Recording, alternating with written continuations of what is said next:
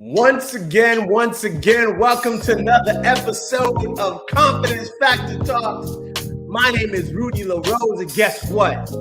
Don't tell anybody, but I am in the building tonight, and I'm excited to have each and every one of you following us right here, right now, at 6:30 every single Tuesday night. So thank you for joining us.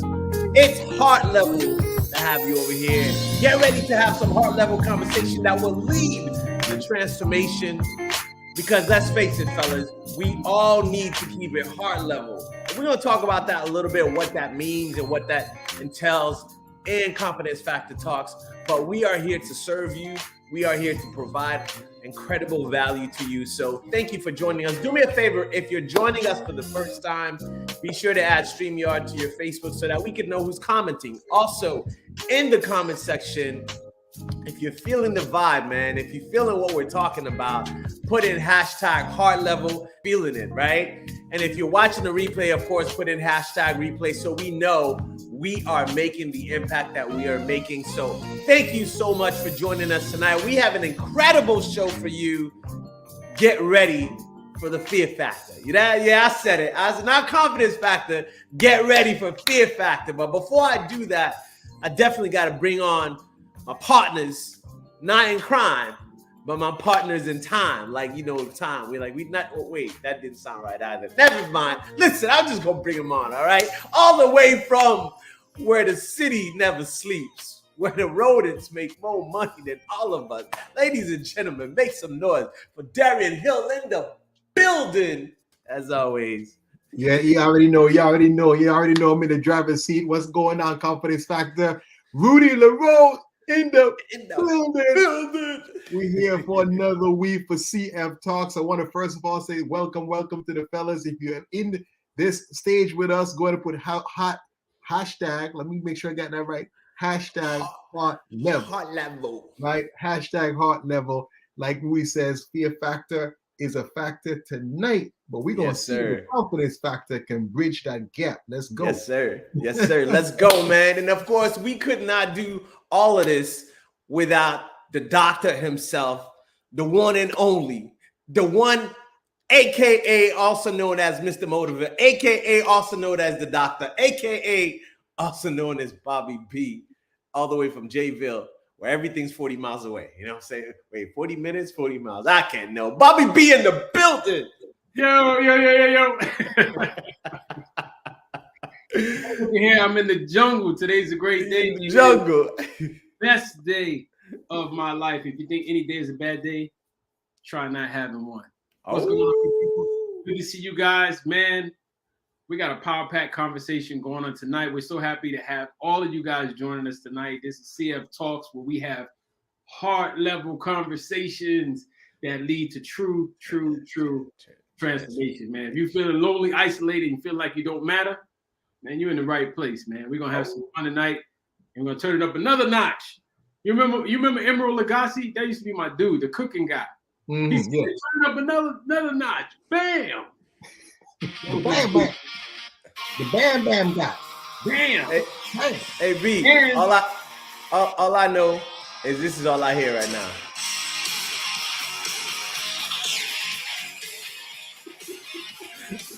Welcome to the jungle, baby. yeah, I would tell you what that song is used for, but yeah, we live. We don't want to go there. We don't want to go there. We don't want to go. That's for another show. That's my back in the day life. That's the old DJ life. That's for another show. You know what I'm saying? Yeah. Of course, we got to bring on another member who is visiting for us. As a matter of fact, do we want to bring him as a sub guest? How we want to do that? Because you know we do need a guest for the night. You know what I'm saying? Shout out to Shawn Rickshaw, man. Too bad you couldn't make it, but you know what? There, I'm gonna bring him as a guest. I'm gonna bring him as a guest, and we're gonna drill him tonight. We're gonna drill him as the guest. He's gonna ask the questions. All right. So we're gonna keep it moving. Darian, what's up, man? You up next? Hey, you already know. Listen, I just want to, shout out to Fernando. Of course, Wayne is in the building. Got a couple of fellas here with us. Want to shout you guys out wherever you are across the world. Yes. We see you. We honor you. We thank you guys for being here. If you're watching this on the replay, be sure to put hashtag replay and heart level. Let us know that you're enjoying the content. What you take to it from this discussion, we're talking about fear factor tonight, right? How to be able to drive wealth, right, with fear factor, right? So can wealth really be driven by fear? That's what the question that we're asking tonight. So we want you to really think about that. Can wealth be really driven by fear? Can wealth really be driven? Yeah, when you look at your own life and you look at your circumstances, as we here in the man cave, a focus on driving wealth, can wealth be driven by fear? That's the question we're talking about tonight. But as you guys know, we're here every single week, Confidence Factor Talks. And Confidence Factor, our mission is really simple: to empower the lives of over 5 million men. And we do it by helping you guys to be able to pursue your purpose by developing your confidence factor. Tonight, we're talking about fear factor, but we focus on helping you to develop your confidence factor. That's an inner power. And you do that by having what we call our SMART principles. So the SMART principle stands for, of course, number one is our self-mastery, right? We believe that you are the foundation of your overall success. Tony Robbins says that, the greatest force in the human psychology is the need to be congruent with the way we see ourselves, with your identity. And so having a strong identity, having a strong self-image is critical, is the foundation to your overall success. So self-mastery is important. Number two, of course, accountability. I want you guys to hear this. The Society of Training and Development, I did some research on this. This is profound, guys. Y'all don't want to hear this stat. This is like crazy right here. You understand me? Yeah. So the Society of Training and Development says this, that your odds in achieving your goals increases by 95%. You heard me, 95% if you have accountability in the community, right? So having accountability is a driver towards achievement. Let me say it again. Having accountability is a driver towards achievement. And so that's what we provide here in Confidence Factor. And last but not least, of course, you have to have the resources and the tools. You got to get the knowledge, the information.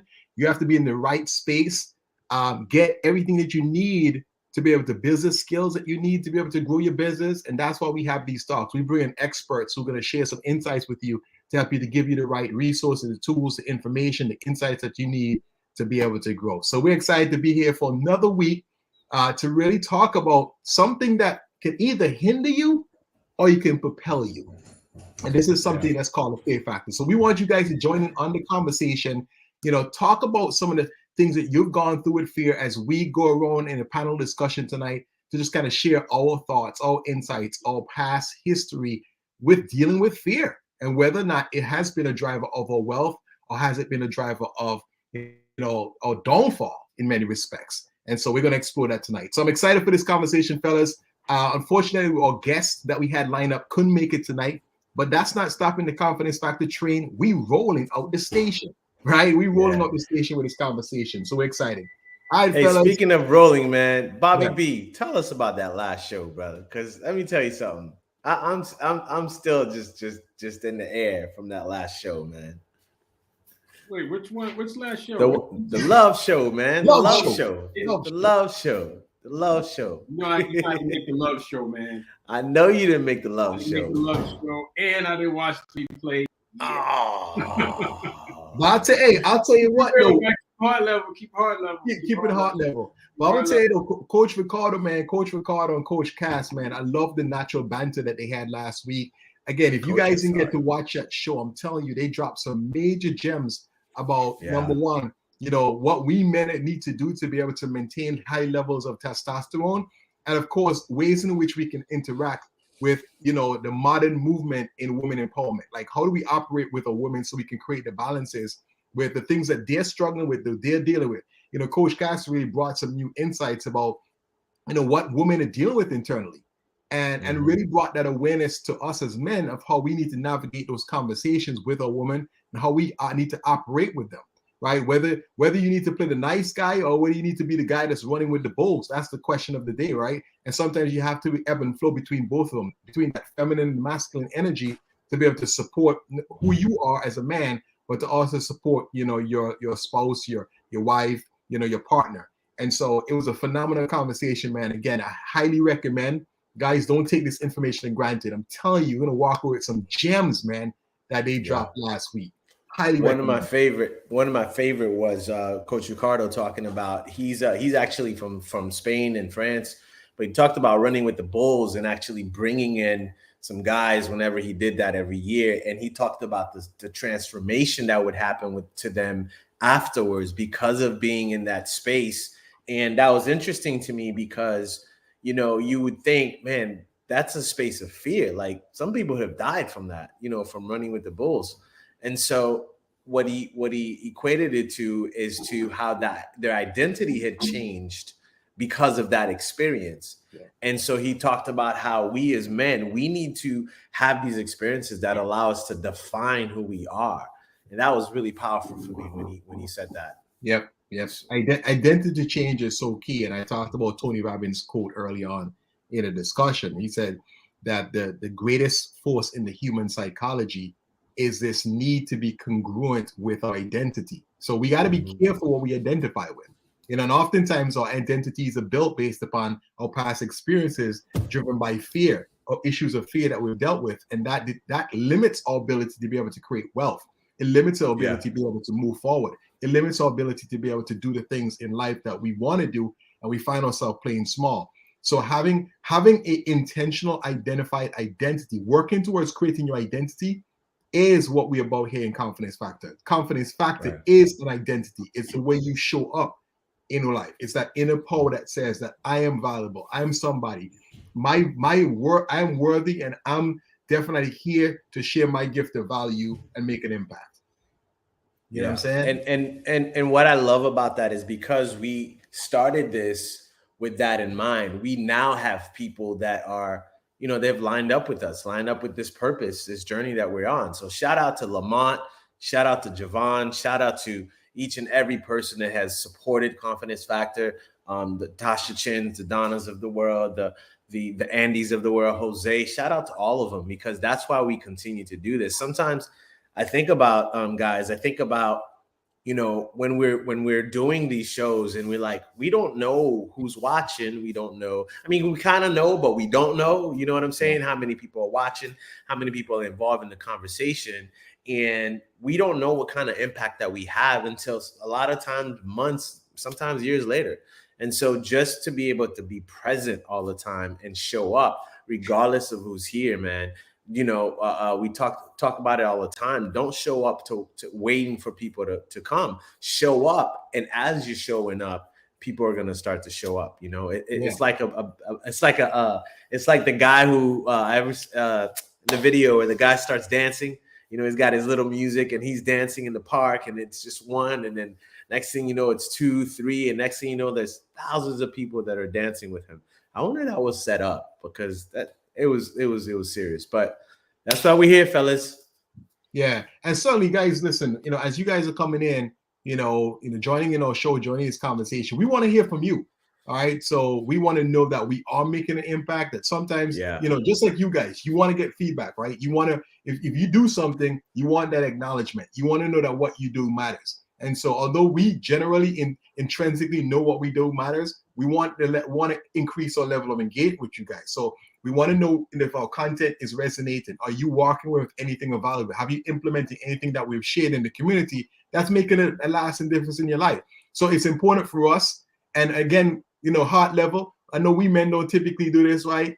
Right? Let's be heart level. I know we typically don't do this. That's why the ladies are beating us, heart level. That's why the ladies are beating us right now, because we too macho sometimes to comment on some guy's stuff. We too macho sometimes to like another guy's stuff. We too macho sometimes when the guys are having success to big him up, because what we don't understand is that their success is our success. We got to remove that mindset that says there's not enough. And if I support my brother, then that means that no, there's not enough for me. We got to remove that mindset, and we got to show up and support each other as men. Well, we got the ladies in all these empowerment groups, showing up big and engaged with each other.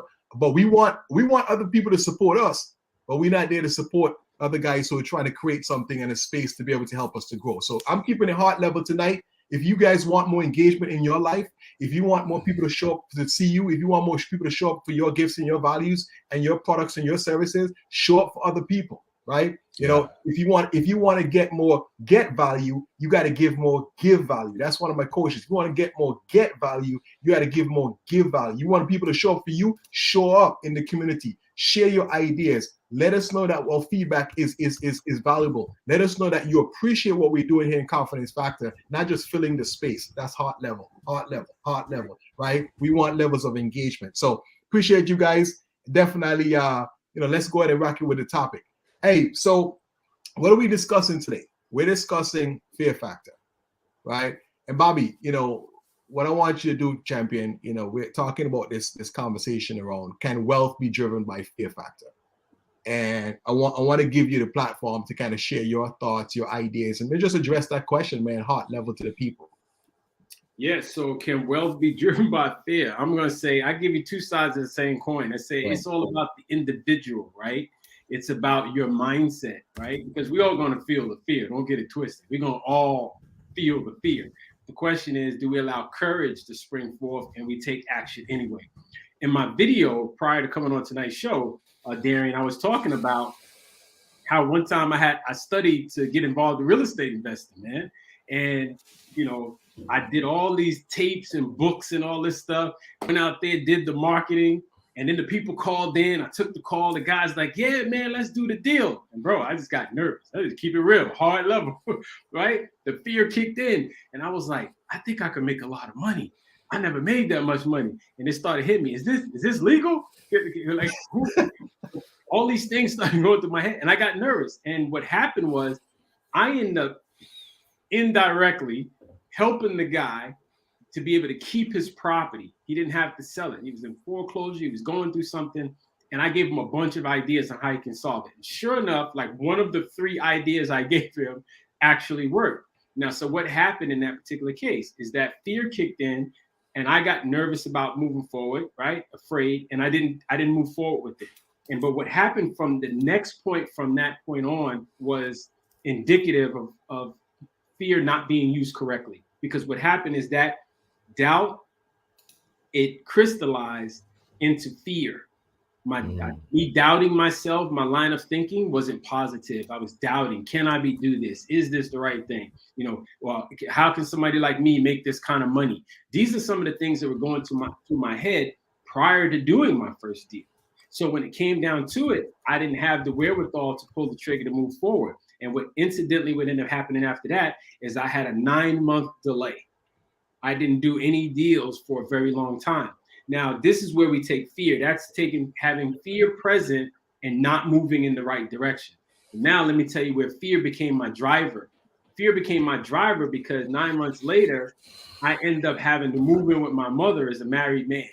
And it was totally uncomfortable. Listen, I don't know about you guys, but to be a grown man, to be married and to move in somewhere with your mother is not ideal, right? I'm an entrepreneur. Back then I was into hustling and making money. So when I moved in with my mother, what happened is at that time in my life, my mom and my wife didn't exactly get along. It wasn't as good as it is today, right? And so here's my question I always ask. If you're in a scenario where your mom and your wife is not getting along, and you got to be in the same space, which one you gonna choose? Yeah, that's what I thought. You as a man, you're not even trying to make that decision, right? Because you're gonna lose no matter which one you do. So here's what happened. The fear kicked in again is that, you're gonna get here.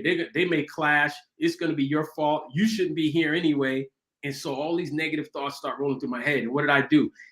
Everything I read in those books kicked in. I jumped up in the morning, every morning at 5 o'clock in the morning. I started driving and looking for properties for myself and just believing that something was going to work out. And sure enough, I ended up meeting my first mentor and my first coach in the business.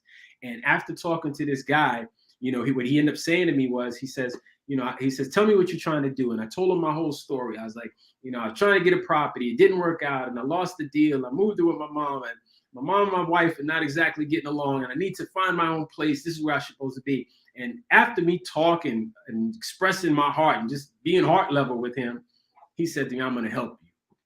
That's all he said. He said, I'm going to help you. From that moment, I ended up moving into my first house, 4-bedroom, 2-bath, 2,000 square feet, because this guy showed me the ropes. And here's the funny part, and this is the part I like to express to everyone, is that I had the same information I had prior to that. But the thing was, I didn't even need any of the information, because when I made the decision to move forward despite the fear, which is what we call the courage, my teacher showed up, my mentor showed up. And so it said that when the student is ready, the teacher will appear. So as it turns out, even though I had all that information, I didn't use most of it. I only took the first step. And the first step was get out there and start driving and start calling and talking to people. And then talking to people and driving, which is step number one, I end up finding my mentor. So in that particular case, fear drove me, and I end up meeting my mentor and closing on my first house, which I moved in. And immediately after that, about 30 days later, I did my first flip. And I actually used the information that I had prior to that, because I had the confidence now and the courage to move forward. That particular case, I ended up making 5 figures, and I ended up furnishing my brand new house that I moved in. So in this particular case, you say, okay, can wealth be driven by fear? I'm going to say it can be. It depends on your mindset. If you have the right mindset and you're saying, hey, I'm going to make a decision to move forward, and I'm going to proceed no matter what, and I'm going to have persistence, overcome obstacles, it doesn't matter what you face. And the fear is going to dissipate because you're moving in the direction of your hopes, goals, and dreams. So my answer to it, can fear drive wealth? Absolutely, because this is 18 years later, and I'm still eating off of what I learned from that first lesson about jumping out there. So fear, I believe, fear can definitely drive wealth. However, I don't believe that you can use it long term, right? Because Michael Beckwith says something very important. He says, pain pushes until the vision pulls. So the pain was pushing me around in instance number one. I failed to move, and so the pain pushed me into a circumstance where I'm living with my mother that made me very uncomfortable. But then the vision pulls. Once I got the first one done, and my mentor, my coach, helped me, showed me how to do it, now the vision of who I can be and what I can do began to take over. So pain pushes until the vision pulls. So can fear drive wealth? Absolutely. But I don't think it's sustainable. I think at some point faith has to kick in, and you start believing in who it is you're becoming and what you want to do in this world. And that is going to be the main driver. And Bobby B, I'm going to turn the mic over to you, Darren. Man, I love that. I love that. And, in your story, what jumps out to me, man, is the fact that you said ultimately you had to make a decision. And, what we've learned here in Confidence Factor and throughout this journey, I know for myself, is that ultimately, we either have made a decision or you haven't made a decision, right? You made a decision to finally cut off all the things that have been stopping you before. And as soon as you make that decision, like you said, the mentor and everything shows up, because the decision really is it's like a seed, right? Decision is like a seed. As soon as you absolutely decide that, you know what, this is the path I'm going on, this is exactly what the steps I'm going to take, this is the journey I'm going to go on, then all of a sudden, possibilities open up for you. And you can see that in your example, Bobby, where you said, hey, mentor came in, all of a sudden you start seeing things. It's not that you changed per se, it's not that you were less capable back then, but you made the decision. That's a huge distinction. So I wanted to highlight that for the fellas, because I think that's a critical component in all of our lives, is that sometimes we're just not getting the wealth and the things that we want because we truly haven't decided. We haven't truly decided. So Rudy, I know you're up next, man. You got some things you want to share, some insights. So drop your nuggets, man, your faithful nuggets. Yeah, I'm gonna echo on first of all, Bobby, and thanks for sharing that. I definitely understand the aspect of having to step up, and what I liked about what you shared as well is you had the ability to step back and kind of analyze the entire thing, right? Because you said it. You said I was telling myself a story, right? And that story had to change. And a lot of times what we talk about here, guys, we talk about mindset all the time. We talk about what it takes to do that. I was having a conversation today with someone talking about how many times we want changes in our lives, but we're not willing to change the narrative. We're not willing to learn something new, to change our mindset, and understanding that that same mind is going to produce the same thing if it's not fed with new information. And so I like the fact that that you were able to take what you learned and literally apply it, right? And be able to come out on top because you took a step back and you analyze your situation. So thank you for sharing that. My approach with fear when it comes to business is a little different in a sense that I started my business. August actually has made it 20 years since I started my tech business, and I remember the day that I called in well. What do you mean? People call in sick? No, I called in well. I said, well, 2 weeks from now, you're gonna notice that I'm gone. That's my 2 weeks notice, right? Because I knew that there was something greater for me. I felt the calling to entrepreneurship. I remember vividly the last time I went to the bank and I had to cash an employee check, and the check bounced. And sitting there and thinking to myself, my world is over. Like I literally felt like I have mortgage to pay, I have car payments, I have this, I have that, and what am I supposed to do? And most people would have just throw in the towel or say, well, there's nothing I could do. Let me go on unemployment. But I really sought within myself, and I saw what was stopping you from starting, what was stopping you from going out there and doing what you were already doing. What fear was driving you to stay in a place where you knew that you weren't valued? And when it comes to fear in business, what stands out to me particularly, and I know all of you guys who are watching, you guys who are here with me, I know for a fact that all of us deals with this, and that is the fear to really make decision based on what you see or what you understand or what you envision, as opposed to making decision based on what people think, what people say, what people may say about you. In other words, the fear of other people's opinion, allowing that to be a driver in your life, as opposed to you knowing the decisions that you're making and standing on those mistakes and not being afraid to be wrong and to learn and grow through it, as opposed to I'm afraid of what may happen if I do this. I'm afraid of what may happen if I do that. And I'll give you an example of that really changed my life a few years ago. I started having an understanding that there was this little boy in me who wanted to please everybody, right? I just want to wear the Superman cape and just go out there and save the world, whatever. And I remember coming to into the new year, and I said, I needed to change something in my life, because what I was doing up until that point was not working.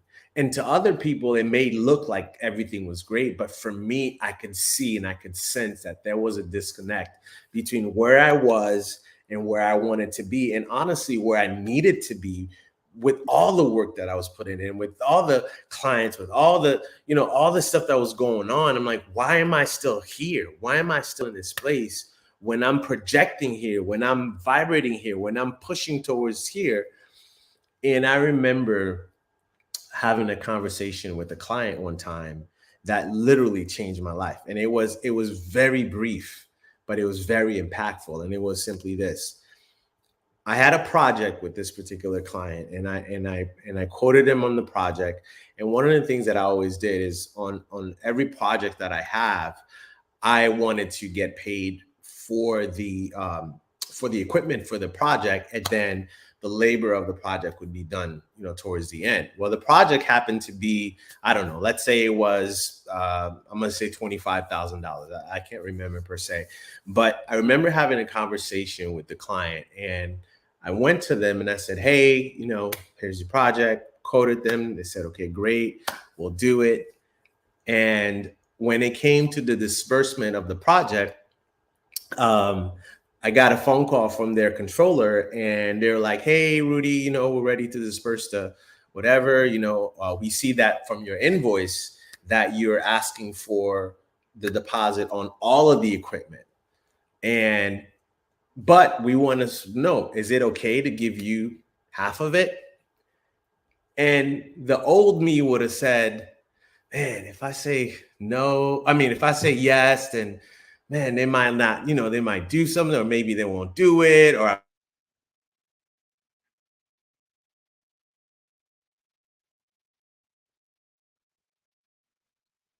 Okay, I think we lost Rudy there for a second. Yeah, it looks like he froze. So he was just sharing the story with his client. And I can totally relate to what Rudy was saying, man. I was vibing with what Rudy was saying, because I've had that same type of conversation in my mind, that whole ebb and flow between, who you used to be and who you're trying to change into today, right? It's like the whole aspect of trying to people please and not trying to disrupt the process. You back with us, Rudy? All right, looks like he's still stuck. So, the whole thing about people pleasing and, afraid to rock the boat, if you will, because what if they don't like me? What if they don't do the deal? What if, they don't refer me a client? And so, that's the fear. And that fear sometimes lets you show up small and lets you say yes to things that you should ultimately said no to, right? Yeah, go ahead, Rudy. Right. You're back. All right, sorry about that. I don't know what happened, man. Yeah. I was just sharing about. I'm gonna get you, Xfinity. Xfinity, I'm gonna get you. Okay. No. Yeah. And so I'm having this conversation, and at first I was gonna say, yeah, that's fine, and I've said it dozens of times when I really wanted to say no. I've said yes many, many times when I wanted to say no. Why? Out of fear. I've said no many times when I wanted to say yes. Why? Out of fear. Fear of the story that I was telling myself, not them, not the things that they were doing or saying or what. It was my own fear that was showing up in that situation, in these situations. And so I paused for a second, right? And I thought about the question for a moment. And here's what I realized. I realized that in that moment and in that question, I was being empowered, but I had to say something. I had to respond to that, because when they were asking me, is it okay? That was the empowering question for me. And if I said, yes, it's okay, when I really meant no, then I was giving up the power of making decisions. I was giving up the power unto that fear, because really what I wanted to say is no, it's not okay. I am requesting for the full amount.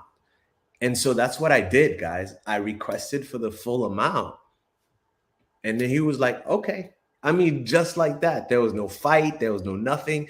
But all of this stuff I'd formulated in my mind that if I didn't ask for what I wanted, I'd never get it, or they'd go elsewhere or whatever. So from that point on, I made a decision that I will no longer allow fear to drive either my business, my relationships, my friendships, my finances, my spirituality, any of that stuff. That I would literally analyze each and every moment where fear became a factor and turn that into faith, as Bobby spoke about. Faith in believing in what I desire, what I want to see happen. Faith in believing that it is possible to ask for what you desire. If you want 100, ask for 100. If you want 1,000, ask for 1,000. If you don't want to do something, don't do it. If you feel, I've had situations where I've walked away from clients and say, I'm sorry, sir, I can't do that. That I can't devalue my services. And a month later, they called me back and asked me to come back. And it actually happened to increase the rate at the time. So not only they left the first time because of the rate was too high, but when they came back, it was even higher, and they're still with me today. And so I'm here to say that, the fear that we talk about, to some degree, it can hold you back from wealth. It can hold you back from, from asking for what you deserve, what you've worked for, what you've studied for, what you've put blood, sweat, and tears for. And knowing that that can do that to you, that has that much force, you're the one that's handing that over. Not the person taking it from you, not the person causing you to be afraid. You're literally handing that over. And so that's my share about that, man. That's my story, and I'm sticking to it. Man, that's good stuff. Good stuff. I definitely ad-libbed on some of the things you shared reference to, who you are and who you're trying to be. And of course, trying not to rock the boat because you're projecting the fear of the client saying no. You're projecting the fear that somebody is going to not like you. But we want to hear from, of course, Javon, man, Dr. Love Jones. I want to bring him up to get his thoughts on this whole concept of, can wealth be driven by fear? So, Javon, come on up and share your thoughts, man, to the community. Hey, what's going on? This is Javon Dr. Love Jones, Mr. Level Up. I feel good. I'm happy to be here. And to answer the question, can fear help you acquire wealth? My opinion, yes, it can, but you gotta be really careful with that, right? So I'm gonna tell you my story. I would go back to 2018, right? In 2015, decided to become a motivational speaker, author, and I made this decision, right? So I was going through the phase, calling myself an author. I was really excited. I had notes of my book. I had a title. I was laced with this book. Like, it was going to be bananas once I write it. It's going to just sell. But 2016 happened, no book. 2017 happened, no book. 2018 happened, no book. Why? Fear. I was afraid. I was afraid I wasn't the person ready to write this type of book.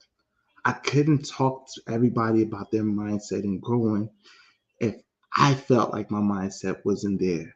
I felt like I wasn't the right person.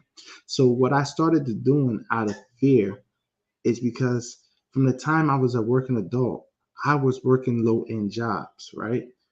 So 2016, I walked away from my job. I worked 5 years, didn't make much. Not 2017, I mean to say, 2017. So what that I did, go take another low-end job. Why? Because I needed money, needed responsibility. So during this period, I was going through depression. And what I started to realize during this moment of depression, that I really hated this job. I mean, I did not want to be there. But I had a kid to feed. I got responsibilities. I can't just go in off of feelings. So I continued to work there.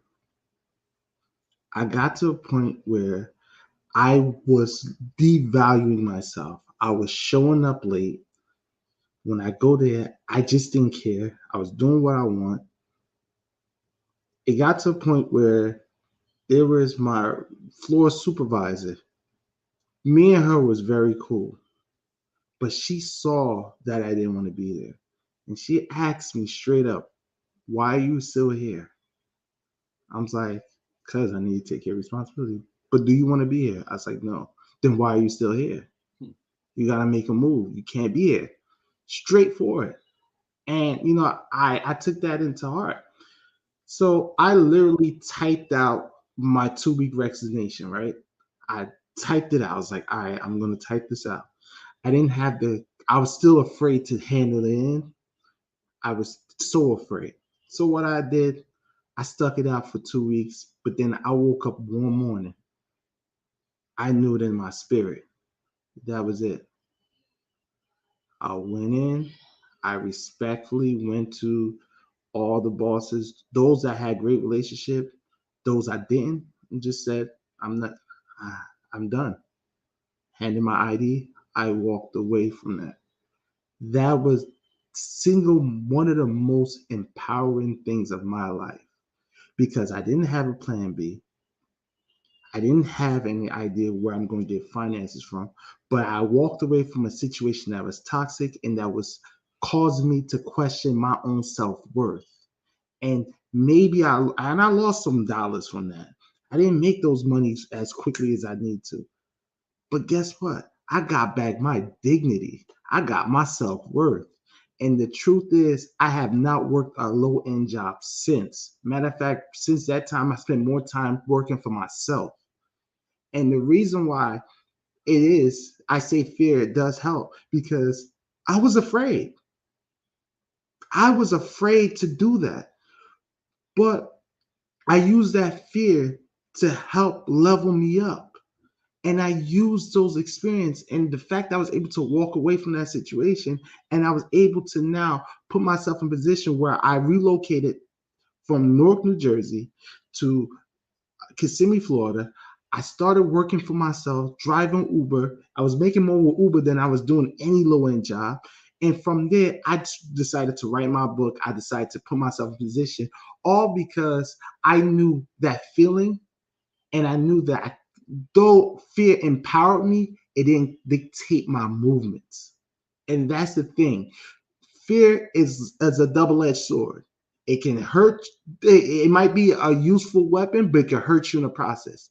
So focus on realizing that feeling that you have, not being afraid to walk away when you need to, but understand that at the end of the day, the person you got to wake up and go to sleep with is you. You're the person you got to wake up and see in the morning.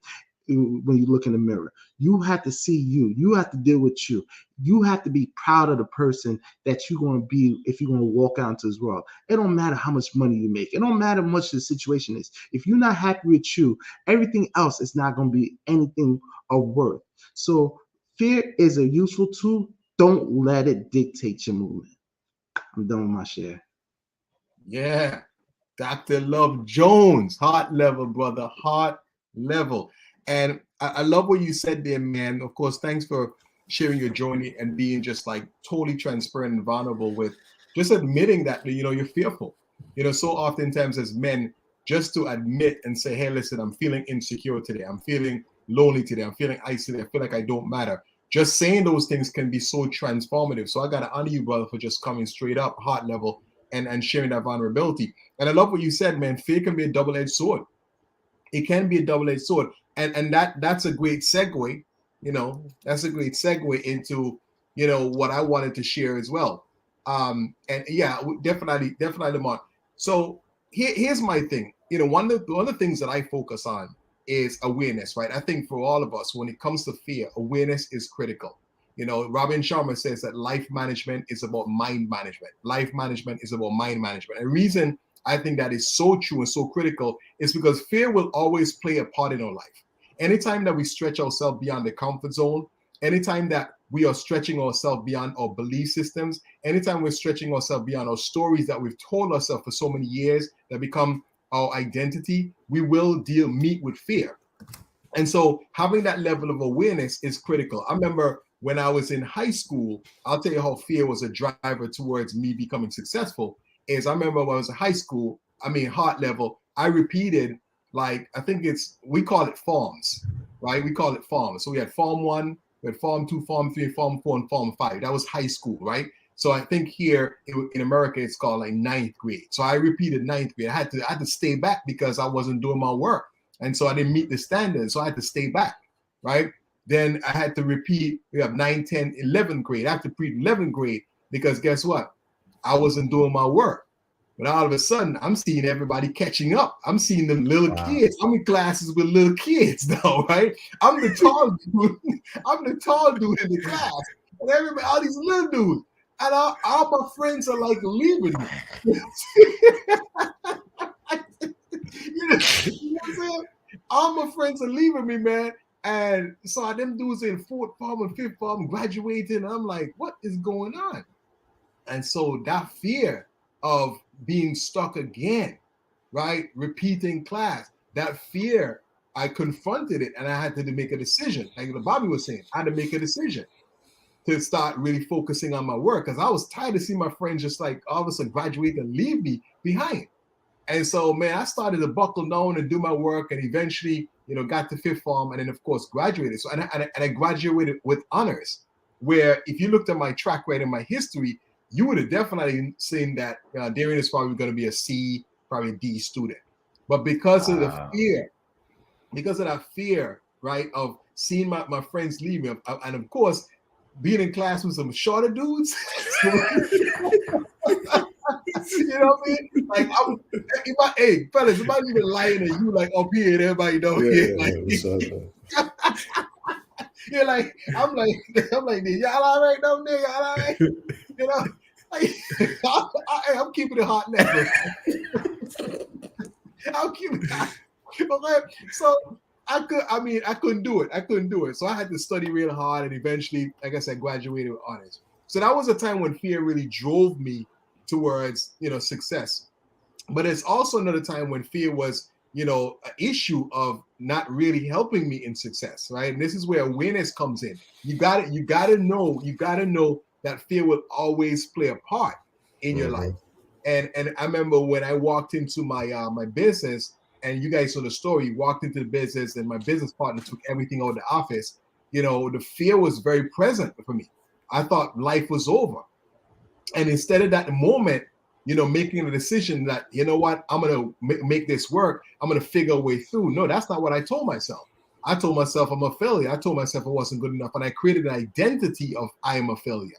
And as a result, everything else from there wasn't working out because of the identity that I created. So I let that fear become my identity, which became my driver of everything that I didn't allow myself to do. And I played life small. I wasn't showing up. I wanted to make sure everything was perfect before I could even take a chance. And so in many respects, you got to become aware of how fear positions itself in your life whenever you deal with circumstance and how to use it. So it can be a driver towards your wealth. It can be a driver towards your success, but you have to be intentional. I remember Tony Robbins, real quick, I'm gonna say this last thing. Tony Robbins has this specific process that he takes people through because he understands that the mind is always balancing what is the cost associated with every action. Every action has a potential cost. Staying where you are has a cost.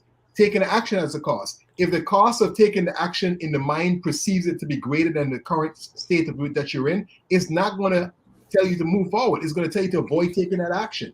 So having that level of awareness that it's always, your mind is always balancing fear, it's always balancing cost, will help you to understand that you have to be intentional of saying, okay, if I want to reach this goal, right now, I'm not in the habit process of doing the things necessary to get to that goal. I need to create enough pain, enough fear, enough cost to be able to allow my brain to negotiate and say, well, Darian, you can't sit still. You got to get going, brother. You got to get going. Just like it was when I saw my friends were leaving me and everything. My brain says, bro, you like the tall kid and with all the little kids. You can't have this, bro. You got to start doing something, right?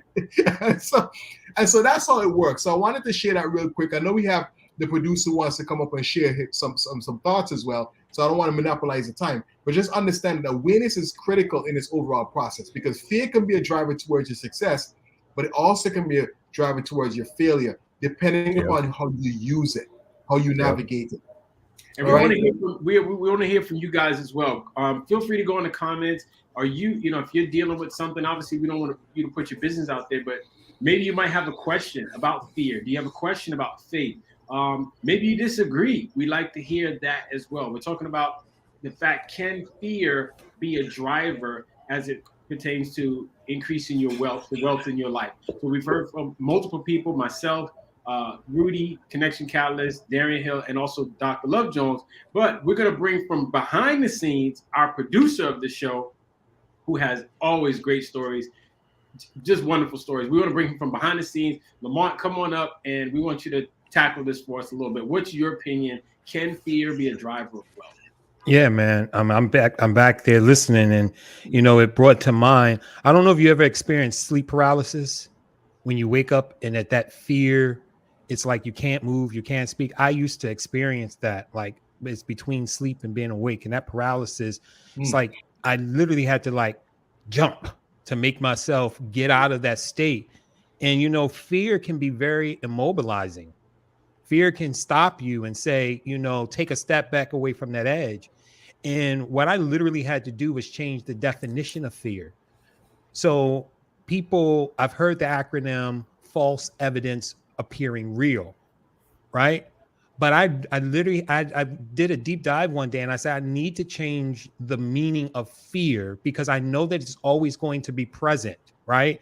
When you start something new, that feeling is always going to be present. That's what we've already stated before. But how can I change the meaning of fear so that when I have that feeling, how do I accept it and move past it? So instead of false evidence appearing real, fear to me is feeling eager and ready. So what it does is it puts me in a state of readiness for whatever I have, whatever is causing that emotion to come up, right? So what I've learned, you know, when it comes to money, you know, I never thought that I would be able to make millions of dollars. I never thought that I'd be able to call myself rich or be someone who was financially free. It always seemed like it was for someone else, not me. But what I've learned in the last 3 years is that I don't have to be fearful of those numbers. I don't have to be fearful of stepping into that because I have everything within me to create it, right? So what I allow now is for that fear to motivate me. So it's interesting. Rudy mentioned about pricing. You know, as you level up, one of the things that I learned, sometimes you'll get projects that you may not even have a price point for. Somebody asks you to do something that's out of the box, and you're like, okay, so how do I price this, right? I recently did that on a trip to LA. I knew what I charged him for for the assignments that I've done for him locally, but what I charged him going out to LA. And I literally was about to send him the low number. I seriously, I was about to send him the low number. And I said to myself, Lamont, what are you doing? Send him the high number. And if it's higher than what he expected, he'll tell you that. So I sent him the higher number and he's like, okay, ding, ding, money sent. And yo, for real, I was at the point where I said to myself, wow, what if I sent the low number? He would have still paid it, but I would not have known that it was a low number. I would have been playing safe in that zone. So when it comes to fear, I've changed the definition so that I can show up more for my own wealth, so that I can be the person that will say yes to the right jobs, to say yes to put out the right numbers for what I'm for what I'm seeking when I do my jobs. And it has been an incredible shift for me. So, you know, can it be a driver if you let it immobilize you like sleep paralysis? Oh, it can stop you. But for me, feeling eager and ready, I'm ready for it, for whatever comes. So I'm actually ready to accept the challenges that I face with it, but to get past it. That's my share. Woo! Wait a minute. What's the definition, bro? You never told us the definition. Come on, bro. What's the definition? He said it. Feeling eager and ready. Feeling eager and ready. Feeling eager and ready. Okay. I didn't catch that. My bad. Feeling eager and ready. Lamont, that's a powerful share right there, man. That's a powerful share. Feeling eager. I wrote that down, my brother. And something else you shared, I gotta highlight. And we got a couple of more minutes, but I gotta highlight this because as men, and as things generally, oftentimes what we charge is what we think we're worth. But here's the deal, and I heard this recently. Yeah. Nobody can actually pay you what you're worth. No, sir. I want y'all to sim on that. Nobody can actually pay you what you're worth. We tend to charge based on what we think we're worth. But nobody can actually pay you what you're actually worth. You as a human being, we're an infinite being made in God's image. Nobody can pay you what you're worth, right? Because nobody can recreate you. Nobody can pay you what you're worth. But here's the key. Here's the key. No, the people can pay you for the value of your offer. See, that's the shift we got to make. People can pay you though for the value of your offer. And the value comes in two things. Number one is, what does it cost them to stay where they are? What does it cost them to stay where they are? And what is the payoff?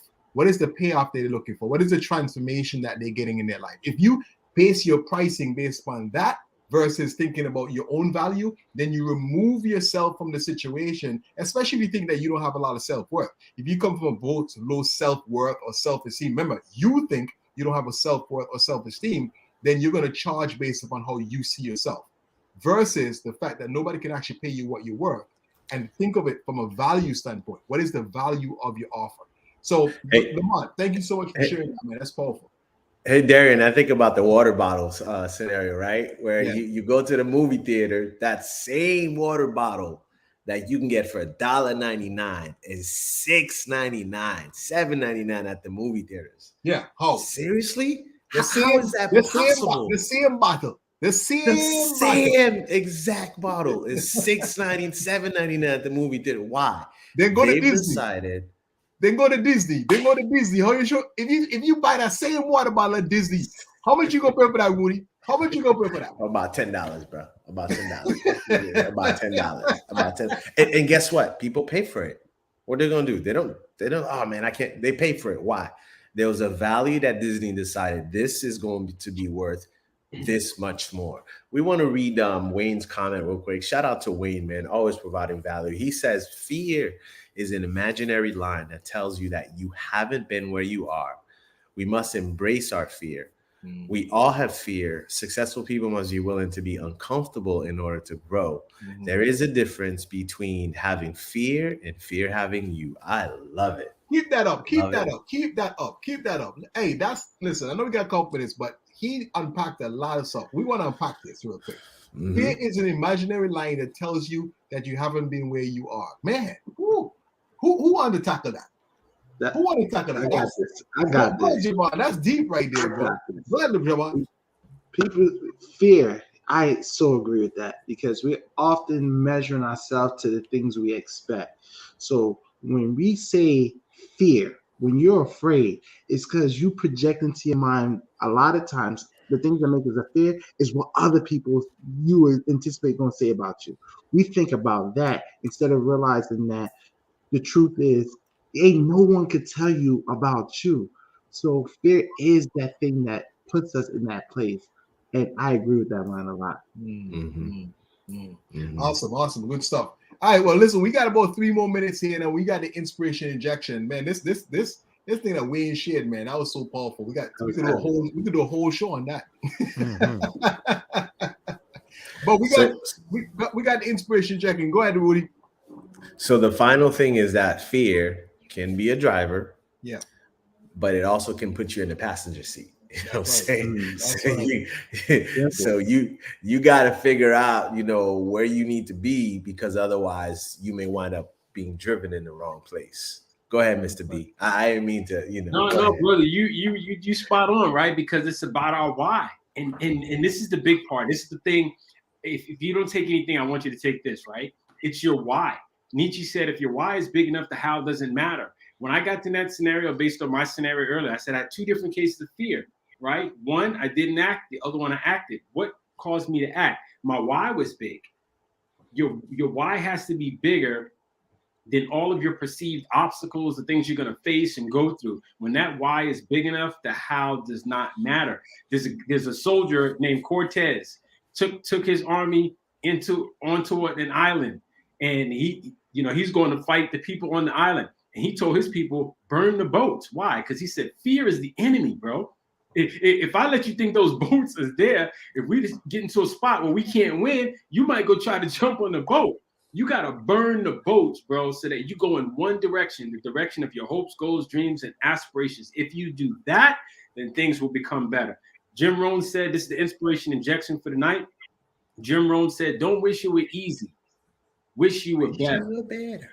Don't wish it were easy. Wish you were better. And I always say, things sound good, but is it true? Right? And so I took that saying, Don't wish it were easy, wish you were better. And I took it back into my life and I went through all the challenges that I had and asked myself, if you were reading, if you were studying, if you were working out, if you were meditating and praying and focus on your hopes, goals, and dreams, aspirations, looking at your vision boards, writing saying affirmations, journaling, if you were doing all those things for every situation you had in your life that was bad, do you think it still would have happened? For me, the answer was no. So Jim Rohn is correct. Don't wish you were easy, wish you were better. And in that case, get better. Confidence Factor is one of the places that you can do that, make that happen.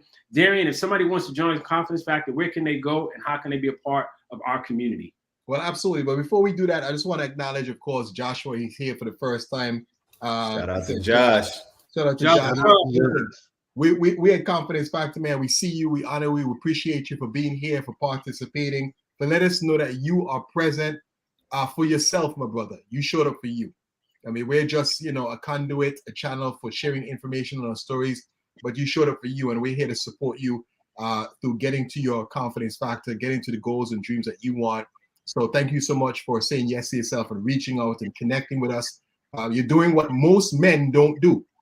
You're taking the first step towards your transformation, and we want to honor you for that, right? So fellas, let's go ahead and give Josh a quick heart level for that. We support that brother 100%. We want him to know that we got his back. A lot of guys out there feel lonely. I said, it don't matter. You're in the community that supports you and says that you matter, that you're valuable, and we're here to support you through the process of life. All right, well, man. So yes, if you guys definitely want to connect with us, be sure to join us here within the community. If you're outside the community, it's Confidence Factor Talks inside the Confident Man Cave. You type in Confident Man Cave.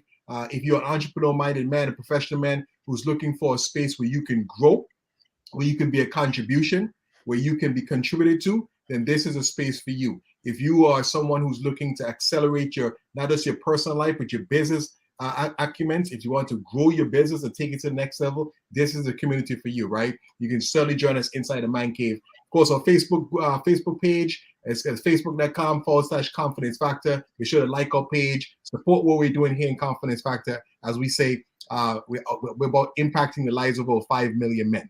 So we hope that you guys will join us and connect with us and continue to support what we're doing here at Confidence Factor. So listen, we have been here for an hour. Fellas, if you're watching this on replay, put #replay. Share how fear has played a part in your life. Has it been a driver in your wealth and your success? Or has it been a driver in the things that's not working in your life? Let's have a conversation about it. Let us hear Confidence Factor help you to move past fear and use it as a tool to drive you towards anything that you want to get in your life. So, hey, like we always say in Confidence Factors, we close out. In everything that you do, fellas, everything that you do, you're going to keep it what, fellas? We're going to keep it heart level. Heart level. All right, so we'll catch you on our next show. Stay tuned. We got some other great things coming up. We'll talk to you guys soon. Take care, champions.